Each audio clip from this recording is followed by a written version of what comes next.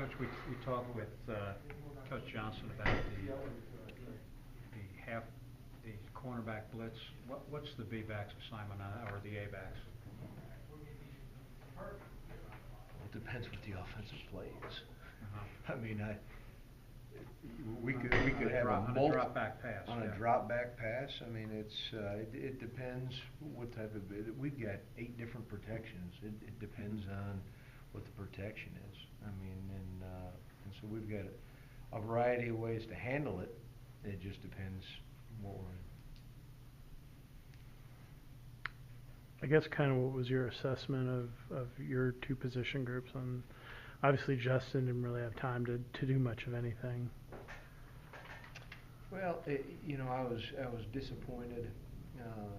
Anytime you come out of a first half with, I don't know, 22 offensive yards, you're disappointed. The first play of the game, at V-back, we've got to recognize what the look is, and we've got to be able to handle it. It should be a good play if we get that recognized, and just details of technique, and you could go right through the 25 plays in the first half, and there were some things that we really needed to do a better job of. So, I was disappointed in that, and anytime you come out of a game with 7 points, there's a lot to get fixed, and our bar is certainly a whole lot higher than that from a standard standpoint.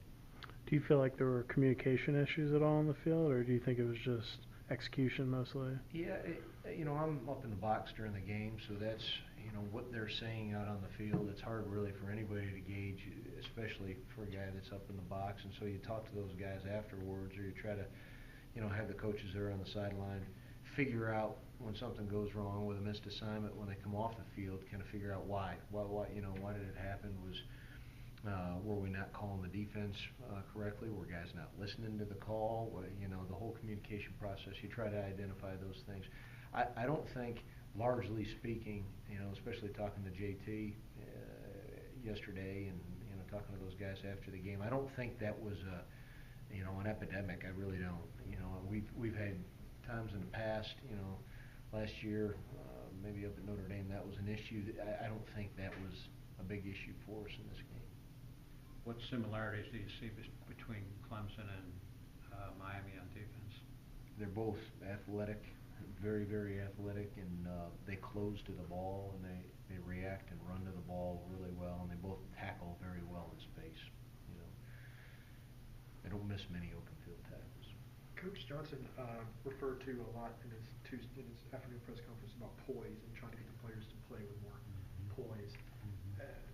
Is that just a function of maturity? I mean, how can you coach poise? I think that's exactly what it is. I think it's maturity, it's confidence, it's being in that moment before, it's trusting in what your assignment is and being able to execute it, and being able to see what's in front of you, and and I think there's a variety of things that can contribute to a lack of that, and some of it, like you mentioned, is probably youth, but that's never an excuse.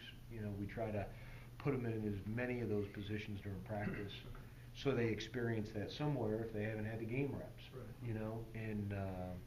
And sometimes you can guess what to rep during practice and how to prepare them, and sometimes you're not exactly right with what you're going to see all the time, but I think that's a lot of it. I mean, for example, the first play, that was just I know that was a basic look Clemson was giving, and I assume that y'all went over that look in practice, so that was just not trusting what you saw. I'm not going to go into a whole lot of detail on that. I mean, that's, I'm not going to talk about specific looks and plays and that kind of thing. Okay. In terms of, I guess, looking at Miami, their defensive coordinator hasn't really faced anything like what you guys run as a DC anyways. Imagine that you just kind of go back to basics this week in terms of the way people play. That's exactly what you do. You worry about yourselves, and if you try to guess what they're going to be in and base our plan on that, you're going to be wrong in more scenarios than you'll be right, and you'll end up screwing yourselves up. So you're exactly right. That's, it's about ourselves, getting our technique right, getting our eyes right, playing with, pad level, and getting downhill and doing all the little things, you know, and timing in the pass game and where our eyes are, all those things, absolutely. A couple more for Coach Cook. Is Justin, when he gets, you know, the pass rush protection breaks down, he often runs like kind of back into the side. Is that something that you'd rather see him doing something else, or is that, I mean, obviously he's able to get away and throw the ball away, but what do you want him to do in those? Those scenarios, Ken, we talk about is OSRs. Sometimes I'll let you figure out that, you know, and, but you know, a lot of that you can't coach now. You do try to, we do a pocket presence drill and a pocket movement drill where, you know, we react to a rush and we move them, and then, you know, the first thing you've got to do is just get away from the guy and to get separation, and depending on how on top of you he is, you may need to go backwards. You know, sometimes you gotta lose ground to get ground, Right. and you know, there's nothing that we do in the offense. I'll guarantee you this. Whenever, other than a 5-step drop, which is detailed in precision, there is nothing that we draw. When you draw an offensive picture, it goes this way on the board. Okay? There's no lines that go backwards. Okay? So we never draw it up like that, but you know, it's kind of it's plain ball sometimes too. Are the receivers recognizing that he's in trouble and coming back to the ball?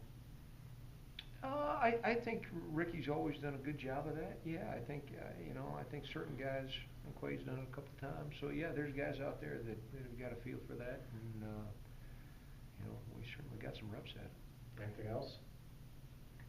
Curious, this is kind of random, but can you describe to me like how what you do during halftime when you start from the time that you head down from the box, and just kind of what your routine is, or protocol? You try to, last halftime, you block out the positive encouragement on the way down the tunnel. and you get to the locker room, you know, unscathed. You talk about, and most of the things, I think halftime adjustments are overrated. Yeah. If you don't adjust something after a drive, in terms of what you saw or what you goofed up or what you need to do, you know, I hear defensive coaches talking about saving something for the second half. So you're not trying to stop them at the end of the second quarter? You know, that part to me just doesn't make much sense. But we deal with, sometimes if there's something that we haven't tried and we're still searching for answers, we'll collaborate and, all right, this is a problem and we might not have a great solution for it yet, you know. And the biggest thing for me, I'm 6 stories up, I want to come down and look my guys in the eye and find out kind of what the pulse is, and you know, just kind of get them in the right frame of mind. Right. You know, it's hard to, I try to leave them alone a lot during the game. You know, I'll have one of the coaches that's down on the sideline pass on the information and that kind of thing, and just let them play. But it's nice to be able to look them in the eye and kind of, you know, all right, here's what we got to do. Right. You know, here's what you're seeing. Here's what this is not an issue. You know, there were a couple looks last night. The guys are talking about this look, and I'm looking at it from up there. We didn't get that look. You know, that's a non-issue. Has Tevin helped with that? Having him and Yeah. a guy who's had that kind of experience in it? I guess he talks to JT or whoever. Thanks, Coach.